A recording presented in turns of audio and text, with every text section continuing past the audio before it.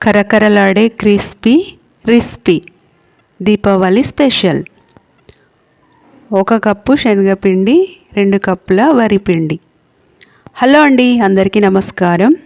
ఈరోజు నేను rice flour శనగపిండితో అందరూ ఇష్టపడేలా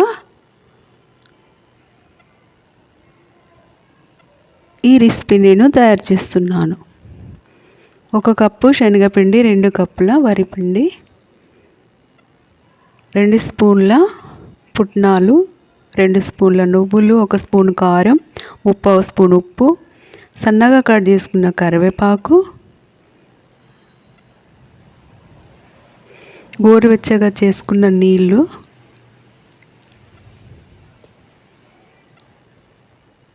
ఇలా గోరువెచ్చని నీళ్ళు వేయడం వల్ల అవి క్రిస్పీగా వస్తాయి. ఈ శనగపిండి బియ్యం పిండితో రెండిటితో తయారు చేయడం వల్ల పల్చగా క్రిస్పీగా తయారవుతాయి.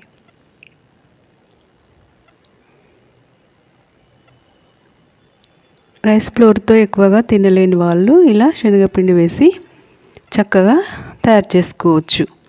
నెల రోజులు నిల్వ ఉంటాయి. ఇవి తయారు చేశాక 1 గంట పాటు వాటిని చల్లారనివ్వాలి. తర్వాత ఒక పాత్రలో నిల్వ చేసుకుంటే నెల రోజుల పాటు వాటిని తినవచ్చు. స్టవ్ వెలిగించి కడాయి పెట్టి ఆయిల్ వేసుకొని ఇలా తయారు చేసుకోవచ్చు. మనం ఇలా ఒక గిన్నెతో అయినా తయారు చేయవచ్చు, లేదా వీటిని తయారు చేసే మిషన్ ఉంటుంది కదా, దాంతో తయారు చేసుకోవచ్చు. ఎక్కువగా చేసుకోవాలనుకున్నప్పుడు పెద్ద ముక్కుడు పెట్టుకోండి. అందులో ఒక 8 అట్లా వేసుకోవచ్చు. తొందరగా ఇలా చేసుకోవచ్చు. ఇది చిన్న ముక్కుల్లో ఒక 3 అలానే వస్తాయి. కేజీ 2 కేజీలు అలా తయారు చేసుకున్నప్పుడు పెద్ద కడాయి ఉంటుంది కదా, అది పెట్టుకొని ఆయిల్ వేసుకొని చక్కగా చేసుకోండి. తొందరగా పూర్తవుతాయి.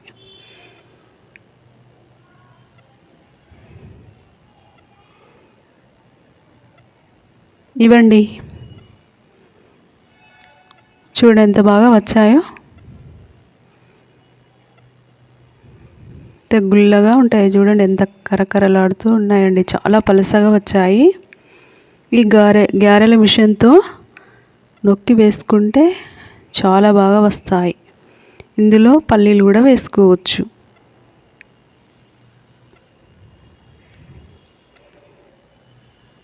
మన తెలంగాణ స్పెషల్ వంటకం ఈ గారెలు.